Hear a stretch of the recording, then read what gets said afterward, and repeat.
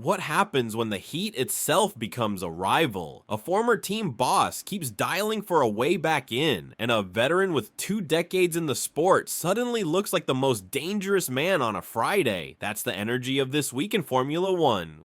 We've got Christian Horner reportedly calling team owners as he searches for a route back into the paddock, the FIA declaring its first ever heat hazard race heading into Singapore, Red Bull claiming they've cured the curb bouncing that's been costing them lap time, Fernando Alonso lighting up the timesheets in FP1, Williams pushing to compress race weekends, and Haas quietly auditioning future talent. It's politics, physics, and pure hunger braided together. The stuff that decides who climbs and who slips as the season tightens. Horner first. The man spent years as a gravitational force at Red Bull, and according to Aston Martin CEO Andy Cowell, he's been ringing up pretty much every team owner to explore a comeback.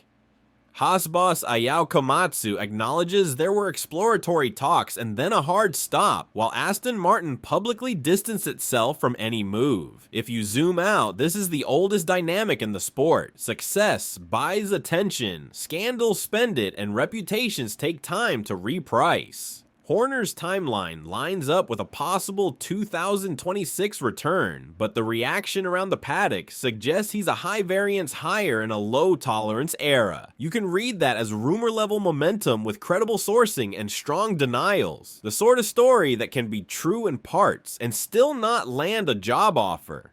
The implications are fascinating. Any team that hires Horner inherits a trophy case and a storm cloud, which means owners will run a brutally simple calculus. Does the performance upside beat the PR drag and the cultural blowback? A yes would tilt politics overnight. Sponsors pay attention to name recognition, engineers pay attention to process, and drivers pay attention to who picks the fights. A no means the market is telling him to wait out the clock and re-enter when the cycle resets. Either way, the fact that teams are confirming calls and then publicly passing tells you the paddock is playing defense as much as offense right now.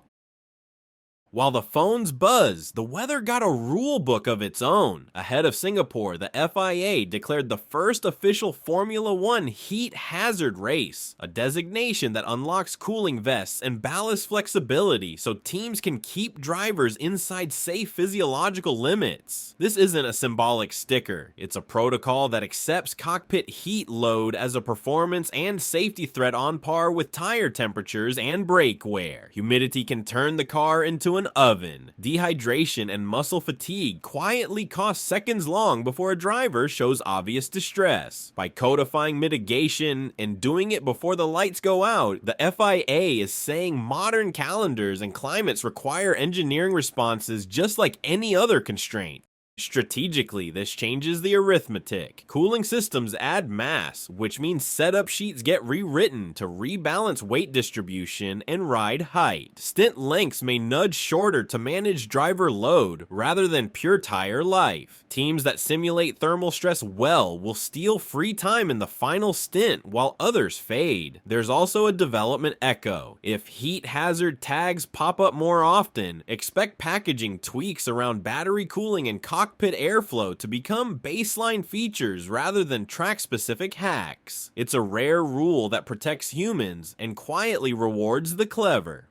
Over at Red Bull, Helmut Marko says the kangaroo is gone. Their car's tendency to hop over curbs has been tamed by the latest update set. If true, that's a big swing at Marina Bay, a circuit that punishes poor ride control and unstable aero platforms. The claim comes with Marko's usual confidence, but the competitive significance is clear. A stable RB over Singapore's bumps and chicanes returns Verstappen to a qualifying ceiling where he can control strategy rather than react to it. For McLaren and Ferrari, that means fewer easy margins from sectors that favor compliance. For fans, it means a Saturday knife fight where tenths live in the curb apex rather than the straights. The stopwatch will verify it, but the tone coming out of Red Bull suggests they believe the worst of the bouncing is behind them.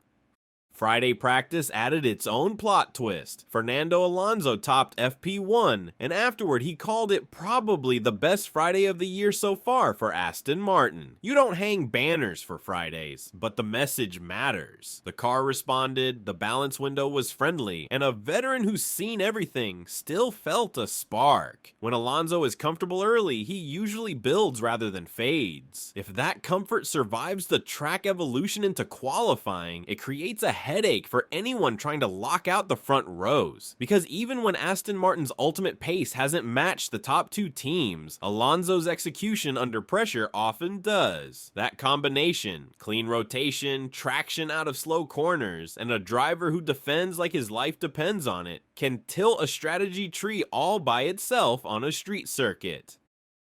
Zoom one level out and you can see teams asking bigger structural questions too.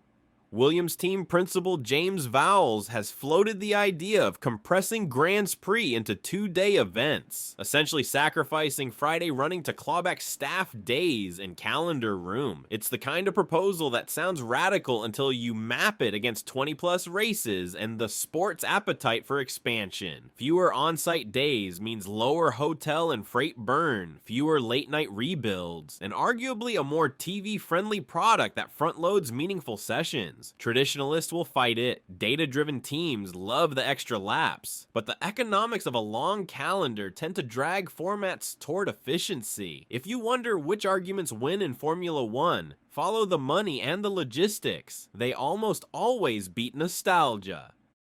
Quietly, Haas is doing the unglamorous work of tomorrow. Sho Tsuboi, reigning Super Formula champion, is set for a second test with the team at Silverstone in mid-October. The first outing at Fuji proved he could run a disciplined program. The second is where teams start grading adaptability, feedback clarity, and how quickly a driver internalizes setup objectives. For a cost-conscious operation, a driver who learns fast and doesn't break equipment can be worth more than a headline name who arrives with excuses. Japan's talent pipeline keeps deepening, and if Tsuboi nails this, he moves from interesting to viable, which is the only bridge that matters when seats tighten for 2026. The midfield never stops rewriting resumes either. Liam Lawson is the case study this week. A driver who ate a tough demotion early in the season, then delivered a career-best result in Baku, and started talking openly about futures beyond the Red Bull ladder. That's smart positioning. The top of the pyramid is crowded, and betting your career on one organization can leave you parked at the bottom of the staircase. By proving racecraft on Sundays and signaling flexibility on Mondays, Lawson becomes more attractive to teams that need point scorers without the drama tax. He's not alone, but he's timely. The 2026 reset will reward drivers who pair raw pace with low-noise professionalism. Taken together, this week draws a clean line through three forces that always decide seasons: power, protection, and preparation. Power is Horner testing the market, and Red Bull hunting for a setup breakthrough that turns Saturdays back into comfortable territory. Protection is the FIA acknowledging physiology as a performance constraint and writing rules that put humans first without neutering the show. Preparation is Williams arguing for formats that match the size of the calendar. Haas auditioning tomorrow's talent today, and veterans like Alonso proving that experience is a performance upgrade when the car gives him something to work with. That mix is why Formula 1 never feels static, even on a Friday. There's motion inside the motion. So here's what to watch through Singapore. Whether Red Bull's curb riding fix holds when the track grips up, whether Aston Martin's promising Friday survives the jump into qualifying, whether the heat hazard toolkit changes tire offset choices late in the race, and whether the rumor mill around Horner cools off or kicks up because someone finally takes a meeting they admit to. If 2 or 3 of those swing the same way, you'll feel the championship mood shift in real time. Not because of an earthquake at the front, but because all the little plates underneath started turning together. If you enjoyed this video, please press that like button, and if you haven't already, make sure you're subscribed so you don't miss our next dive into the world of F1. Thanks so much for watching, stay safe, stay fast, and we'll see you in the next one.